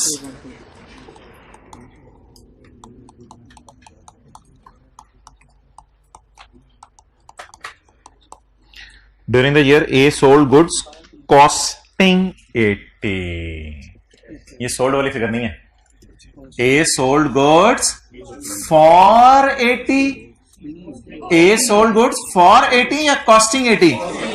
costing 80। अच्छा, अब आप लोगों ने लगता है बिल्कुल ही कुछ और किया हुआ है। अच्छा, A sold goods costing 82p at cost plus 20%। 80 cost plus profit is equal to sale, 100 plus 20 is equal to, but this 80 is at 100 today, it is not at sale price, this is at 100 today. ये असल में line main थी। ए sold goods for 80 नहीं, costing 80। अब cell मैंने निकालनी है। 80 अगर पड़ा हुआ है 100 पे तो मुझे कितना दे दो? उसकी परचेज में आ जाएगी ना, उसकी परचेज में आ जाएगी, ऐसा ही है। During the year in each month A sold goods costing ₹80 eight cost plus 20%। उसके बाद अगली बात मैं यहां नहीं कर रहा, ये मैंने आपके साथ समझाने के लिए की थी। ये पर मंथ कैलकुलेशन में की है, एनुअल नहीं की। अच्छा जी, A to P sold 96 into 12 months 1152 unsold at year end 75% of goods purchased in September were included in stock of P। इसका मतलब है 1152 नहीं पकड़ना, इन सितंबर। इसका मतलब है कोई शायद FIFO टाइप मेथड यूज हो रहा है, वो जो हमने हर महीने से चीजें बेच रहे हैं वो आगे बेची जा रहा है, हर महीने चीजें बेच रहे हैं वो आगे बेची जा रहा है। अनसोल्ड आखिरी महीने वाली सेल में से पड़ी हुई है। जादू हो जो सर चढ़ के बोले, वो क्या जो पाँव पाँव में घूमता रहे। अच्छा, 96 जरा हमें आदत पड़ी हुई है 1152 से खेलने की। 1152 से हमने खेला तो उसने हमारे से खेल लिया। 72। अच्छा, अनसोल्ड का प्रॉफिट उसी तरह निकालेंगे। ये अब सेल पे पड़ा हुआ है, ये 96-72 से निकला है, सॉरी 72-96 से निकला है, चूजा अंडे से निकला है। 72-96 से निकला है, 96 सेल प्राइस है, तो 72 डिवाइडेड बाय 100 मल्टीप्लाइड बाय 20 कितना आ गया? 12। और पीस शेयर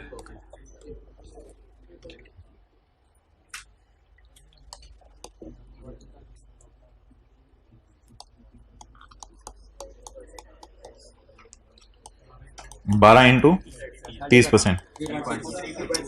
यार वेल डन, आई रियली। अच्छा, ये जिन्होंने 3.6 निकाले हैं कहाँ ट्यूशन पढ़े हो?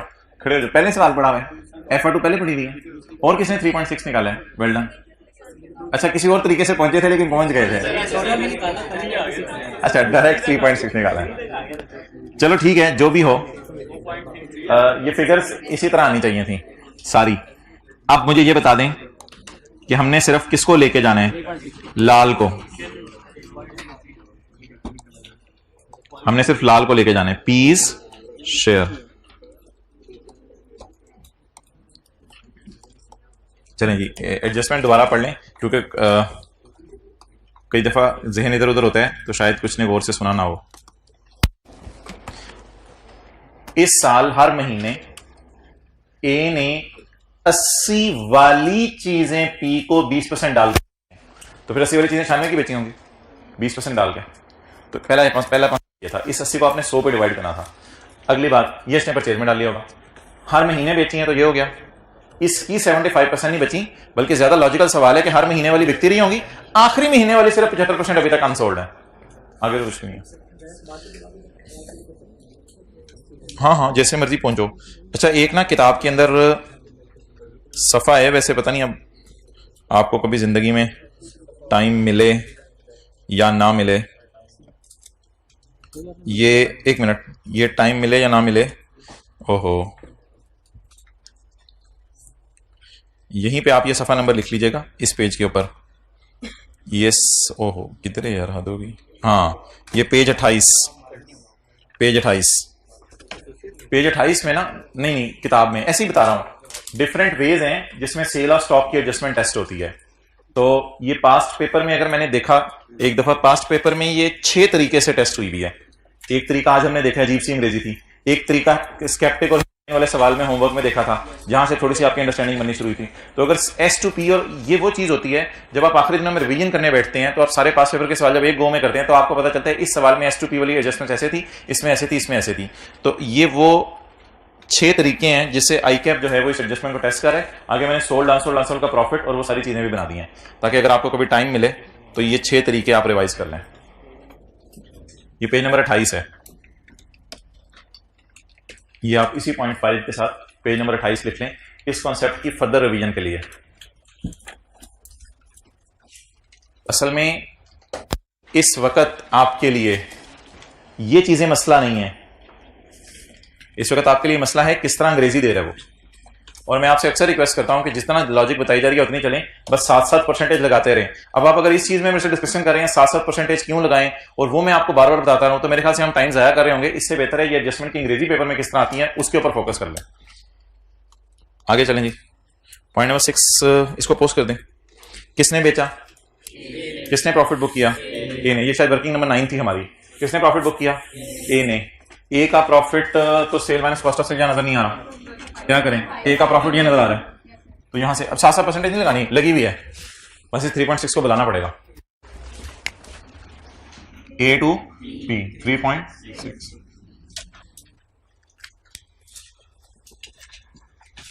उधर देखो कैमरा, सिंगल एंट्री अप्रोच चलेगी P&L के सवालों में।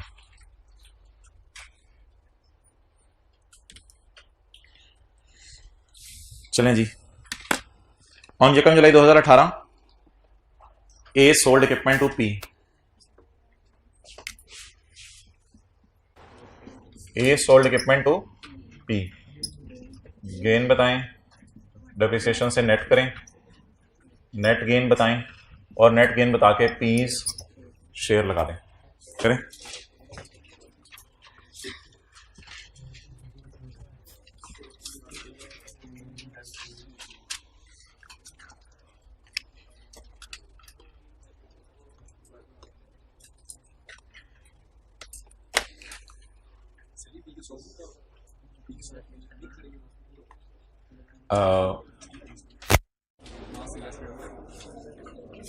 ये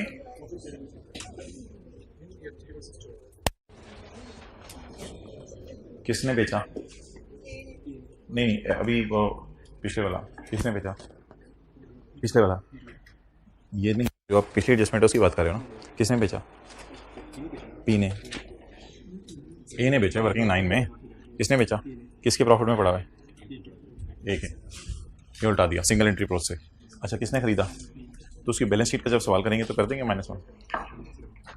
ओके, तो P&L को भाई सिंगल एंट्री प्रोसेस से लेके चलें। 5 जुलाई 2018 A sold an equipment. Please single entry के एतबार से चीजों को सोचिए, डबल एंट्री के एतबार से ना सोचें। ये डबल एंट्री के एतबार से सोच रहे थे, परेशान हो गए थे। 5 जुलाई 2018 A sold an equipment to P at a gain of 200 remaining life on the date is जुलाई, अगस्त, सितंबर, 3 महीने की डिस्कशन रिकॉर्ड करनी है। गेन कितने?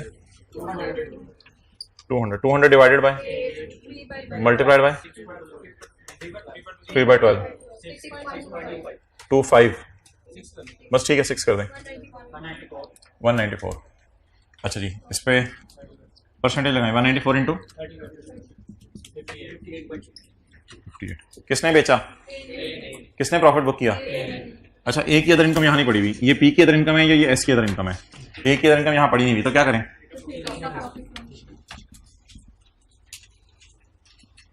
परसेंटेज लगी हुई है, परेशान नहीं होना, परसेंटेज साथ साथ लगा रहा था मैं, इसलिए एवरेज 58 लिख दें।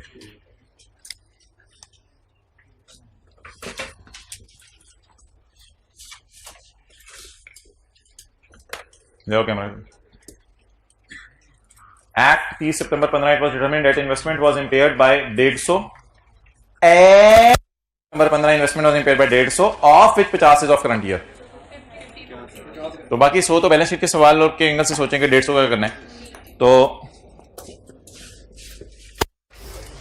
अगर बैलेंस शीट का सवाल होता तो 150 की एंट्री करते, सीआरई डेबिट, नुकसान डेबिट और इन्वेस्टमेंट क्रेडिट, पूरे 150 से। बैलेंस शीट के सवाल में ये करते हैं, लेकिन बैलेंस शीट के सवाल की एडजस्टमेंट को वो टुकड़ा रिलेट कर रहे हैं। इसको सिंगल एंट्री प्रोसेस से लेके चलना है, इसको सिंगल एंट्री प्रोसेस से लेके चलना है, वर्किंग 5.1 में लेस कर देना है, इसको डबल एंट्री से लेके चलना। बैलेंस शीट में लिखते हैं 150 की एंट्री होगी, बैलेंस शीट हमसे मांगी नहीं। P&L के मुंह पे 50 रुपए की एंट्री नहीं होगी, मुंह की बजाय वर्किंग 5.1 में लेस हो जाएगा।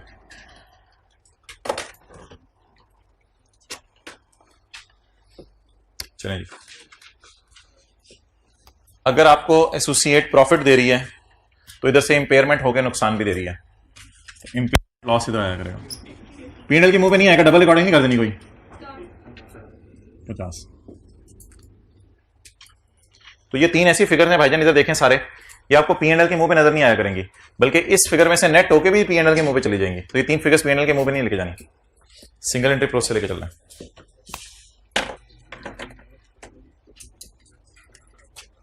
इसके ऊपर परसेंटेज नहीं लगानी, ये हमेशा हमारी इन्वेस्टमेंट की इंपेयरमेंट होगी। आखिरी point, included in other income of P, included in other income of P is its share, green सफा हमारे पास नहीं है इस वक्त, is its share of, green register का गत्ता फाड़ के देने लगे कोई, फाड़े। अच्छा, included in income of P is its share of dividend received from A. A announced an interim dividend of rupees 50 on 30 जून 2018। ये 50 है, ये 50 का 30% है, ये सफा 50 है या 50 का 30% है?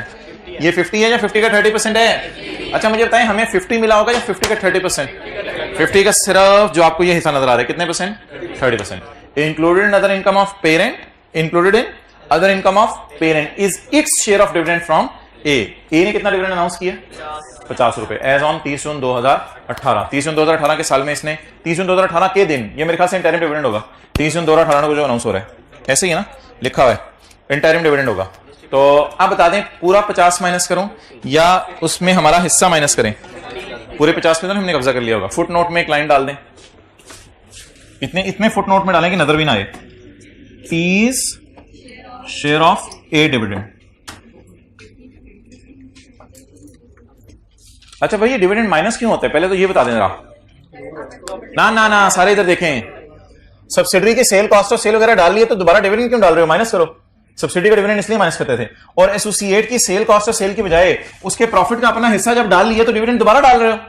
तो इसलिए सेपरेट फाइनेंशियल स्टेटमेंट में डिविडेंड जाता है, लेकिन कंसोलिडेटेड फाइनेंशियल स्टेटमेंट में इंस्टेड ऑफ डिविडेंड क्या जाता है?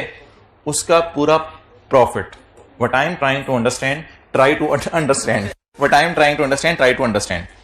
एक बार याद रखिएगा, डिविडेंड इस 1000 में से बांटा जाता है और इस 750 में से बांटा जाता है। आपको याद है पैट होता है, पैट में से रिटेन अर्निंग माइनस वो डिविडेंड माइनस हो जाता है, डिविडेंड इनमें से बांटा जाता है। अब अगर डिविडेंड इनमें से बांटा गया है तो सेपरेट फाइनेंशियल स्टेटमेंट में डिविडेंड रिकॉर्ड हुआ है, लेकिन कंसोलिडेटेड में तो हम ये सारा उठा के ले आए हैं, और कंसोलिडेटेड में हम ये सारा उठा के ले आए हैं। तो कंसोलिडेटेड में जब सेल कॉस्ट ऑफ सेल वगैरह सारी चीजें आ गई तो डिविडेंड आ जाएगा, तो डबल रिकॉर्डिंग हो जाएगी।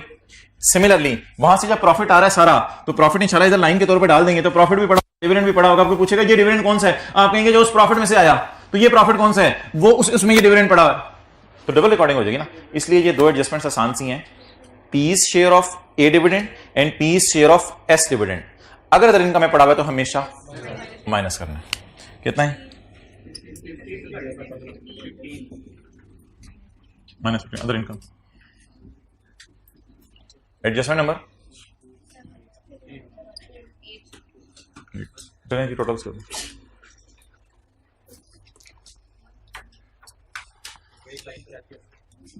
नहीं यार कोई लाइन नहीं रहती।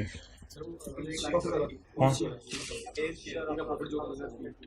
हाँ वो तो टोटल्स करने में फिर आ जाएगा ना, लाइन बिल्कुल रहती है। टोटल से मराद है, यहां से करें वर्किंग 5 करें, 5.1 करें, वर्किंग 1 मुकम्मल होगी। टोटल से मराद है वर्किंग्स के टोटल पहले पूरे कर लें।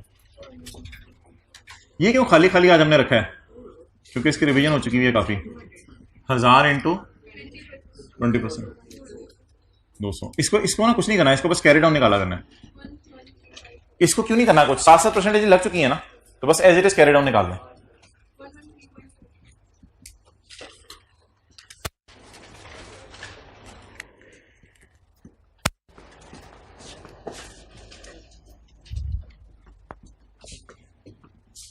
जी नहीं, मैं ब्लू मार्कर किस लिए लाया था।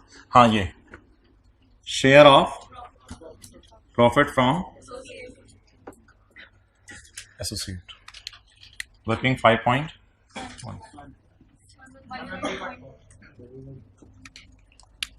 जी बोलो।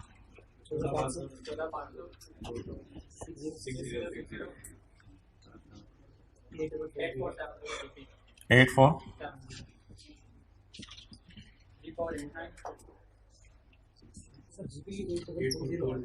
8 ऑपरेटिंग एक्सपेंसेस 44 जी 926 पीबीटी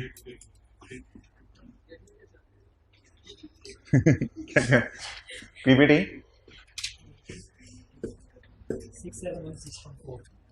6716 ये क्या रहा है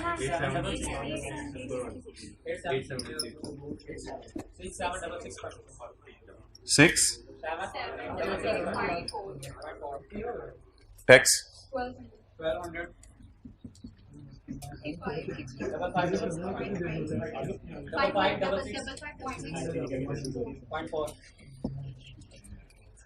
खड़े हो जाओ, खड़े हो जाओ। इसमें मसला क्या है? नहीं मुझे बताओ, आज खड़े हो जाओ, इसमें बताओ मसला क्या है। ठहर जाओ, बोलने दो जरा। क्या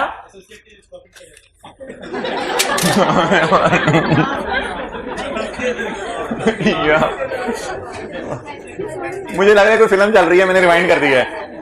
भाईजान कह रहे हैं इसमें मसला ये है कि एसोसिएट का प्रॉफिट पड़ा हुआ है, और भाई एसोसिएट का प्रॉफिट 30% लेना था और वो पड़ा है, तो अब इसमें मसला बताओ क्या है। आप बोल जो बोलना चाह रहा था लेकिन निकल कुछ और गया मुंह से, वो बोला। हाँ सब्सिडरी की सारी चीजें हमने ऐड कर ली हैं, हालांकि सब्सिडरी की कुछ चीजें निकाल दें, तो ये मसला है इसमें।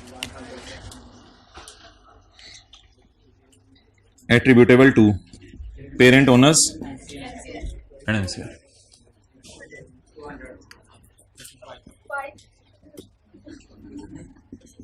जी 55 53 5366.4।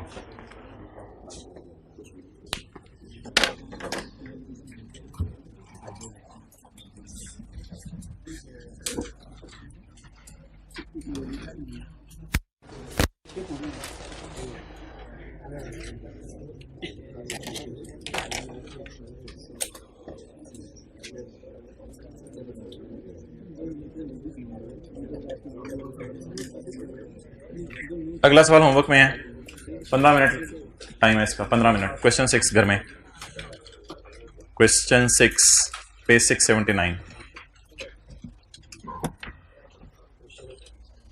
नहीं 20 मिनट नहीं 15 मिनट। उससे पहले थोड़ा रिवीजन कर लेना ना P to A to P को क्या करना होता है, फिर बाकी हो जाएगा।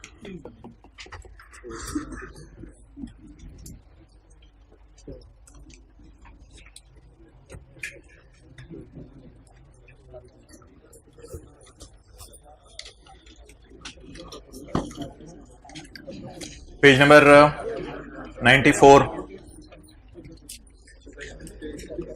Page number 94।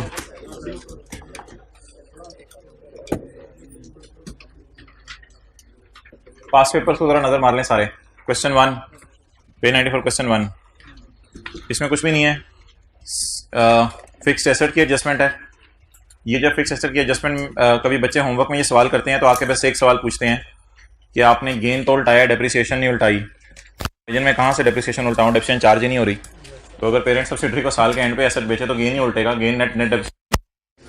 तो ये एक छोटी सी चीज़ है। क्वेश्चन 2 आपने किया हुआ है। क्वेश्चन 3 अभी मैं डिस्कस करूंगा। 4 कर लिया डिस्कस सारा। 5 में वैसे मैं बातें कर रहा हूँ, 5 में सिर्फ 0.5 एक रहता है, वो मैंने करवाना है। ये थोड़ी सी अजीब सी एडजस्टमेंट है, बाकी सारा कोई बेजान सा सवाल है। क्वेश्चन 5। क्वेश्चन 6 आपको होमवर्क में मैंने दिया था, लेकिन उधर डाल के दिया था, गोल्डन लिमिटेड वाला। वो याद है, ये सेल ऑफ फिक्स्ड एसेट हो गई थी, एक्सचेंज बिल्डिंग के अगेंस्ट प्लांट। तो 6 तो आपको करने की जरूरत नहीं, ये उधर डाल के सवाल में आपको दिया हुआ है होमवर्क में, ठीक है। 7 में बस 1-2 एडजस्टमेंट थी, वो वाली जो मैंने आपको कराई थी, ये वाली एडजस्टमेंट। 50 इन्वेस्टमेंट इनकम, ये वाली कोई एडजस्टमेंट थी जो मैंने आपको करा दी थी। बाकी एडजस्टमेंट से सवाल में भी बेजान सी हैं, भी आपको मैंने करवा दी है दूसरे सवालों में डलवा के। तो बाकी सवाल बेजान सा है क्वेश्चन 7। और 8 भी ऑलमोस्ट क्लास में सारा हो गया हुआ है। इसमें भी ये एडजस्टमेंट एक रहती है, ये जो लोन वाली है, तो ये इंशाल्लाह मैंने करवानी है आपको कल टाइम निकाल के। तो ये 1-2 एडजस्टमेंट्स हो जाएंगी तो ये पास पेपर के सारे क्वेश्चन फारिग हैं। अच्छा, आप मुझे अब ये बता दें, ये क्वेश्चन नंबर 3, इसमें ना आईके ने थोड़ा सा जरा डिफरेंट तरीके से डाटा दिया था। आपको मैं थोड़े से हिंट देता रहूंगा, बल्कि हिंट देने से पहले आपसे पूछा करूंगा, फिर आपने बतानी है चीज़ें। तो जिन लोगों ने कल गलती से क्वेश्चन 3 को हाथ डाला है तो कोई मसला नहीं। ऑन यकम जुलाई 2014 Galaxy acquired controlling interest in beta. हमारा कंट्रोलिंग है तो फिर दूसरे का नॉन कंट्रोलिंग होगा।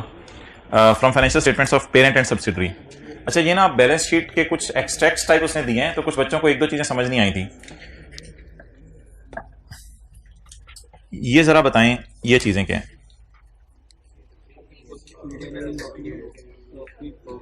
हमारा ईयर एंड ये है,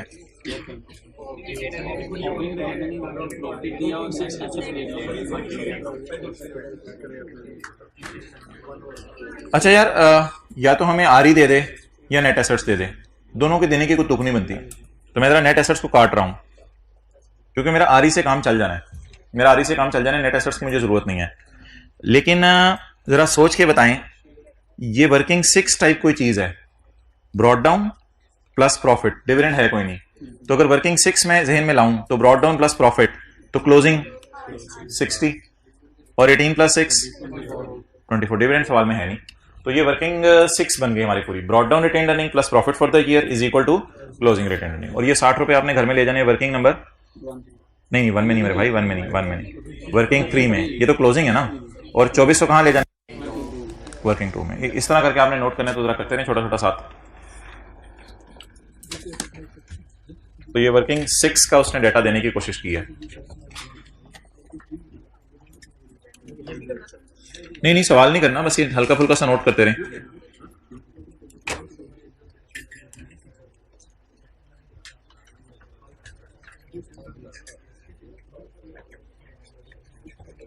अच्छा, ये जो अगली चीज है ऐसे ही आईके आपने तंग करने के लिए दी थी, बहुत से बच्चे इसको इग्नोर कर रहे थे। लेकिन अगर ज्यादा आपने डिटेल में जाने तो फिर ये अगली चीज भी मैं आपको दिखा देता हूं। असल में अकाउंटिंग की क्वेश्चन है, share capital plus retained earnings is equal to assets minus liabilities. तो असल में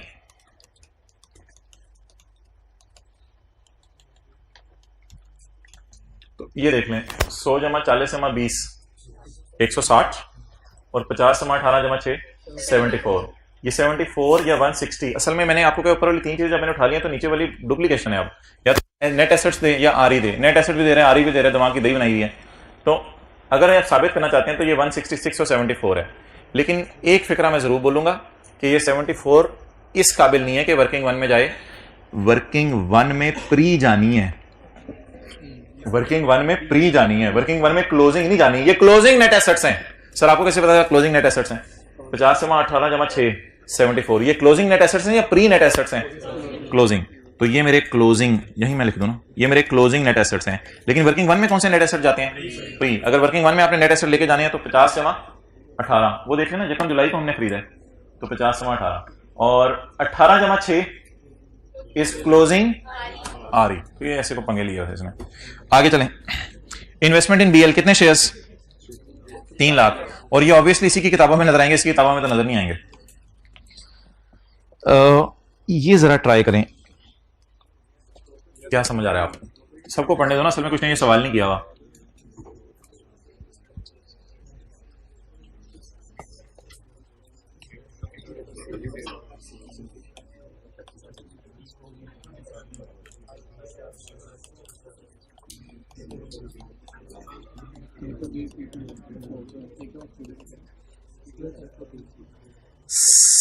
इसके आगे ना बाय का लफ्ज अगर मैं डालूं, sale by GL, sale by GL कितनी?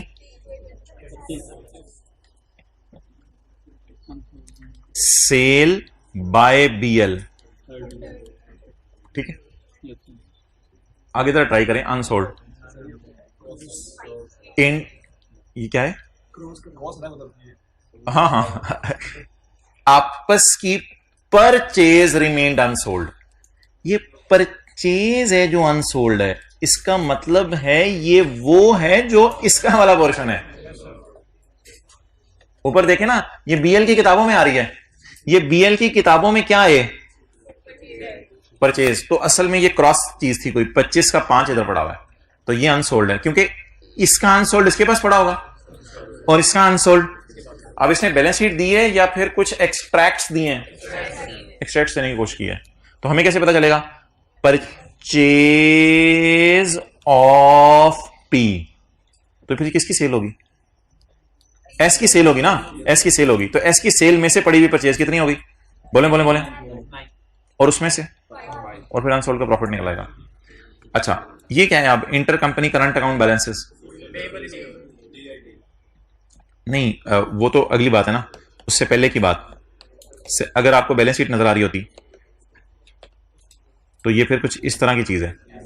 7 और 4 नेगेटिव में उसने लिखा हुआ ना, तो फिर ये लाइबिलिटी होगी। लेकिन अब रेक्टिफाइंग एंट्री कंसोलिडेशन पर्पस के लिए जो हमें करनी पड़ेगी, ये तो 7 और 4 को मैं सोच रहा हूं कि है क्या। अब अगला सवाल है, अब मैंने क्या करना है? क्रेडिट डेबिट,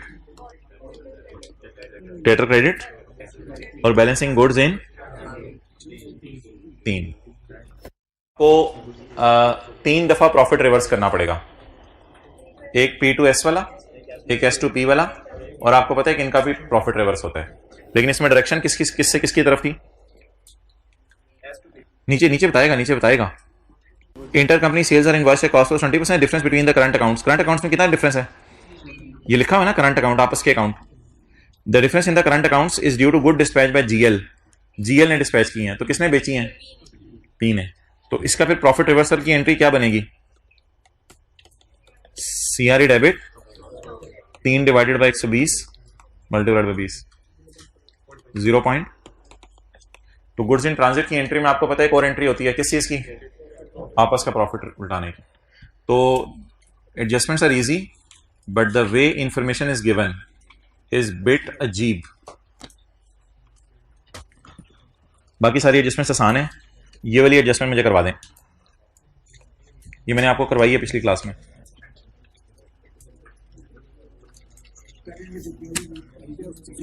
जो इसने, जो बाप ने कर लिया वो बाद में बेटे ने कर लिया। The value of the plant was impaired by 10 million. इसको इससे पढ़ा करें, the value of the plant was impaired by 10 million on the date of acquisition. तो इसकी एंट्री क्या बनी? Impairment loss in working one debit और पीपी क्रेडिट। इसी एडजस्टमेंट से मैंने कॉपी पेस्ट करके जो काम वाले सवाल में डाला था। सवाल का नाम हमने रखा था जो काम। Okay, the impairment was also recorded by BL ने भी इम्पेयरमेंट रिकॉर्ड कर दिया है जी। बेटे ने भी एंट्री कर लिया। अब बाप को एंट्री उल्टाएं बेटे को। बेटे ने कर लिया इम्पेयरमेंट, कर लिया रिकॉर्ड, की वी को उल्टाएं कैसे? लेकिन उसने एक दिन बात की है, तो ये वर्किंग 1 टाइप कोई चीज नहीं है, ये वर्किंग 2 में जाएगी। पीपी डेबिट और इम्पेयरमेंट लॉस क्रेडिट। अब ऐसा कर लीजिएगा ना यार, क्वेश्चन 3 और 4 को लटकाएं ना। क्वेश्चन 3 और 4 जो ना टाइम निकाल के कर लें, और साथ वो छोटा सा क्वेश्चन एक दिया है, कितना लटकाएंगे चीजों को? ओके, 3 और 4 टाइम मिला तो कर लें। वो सवाल एसोसिएट वाला तो जरूर आपने करना है।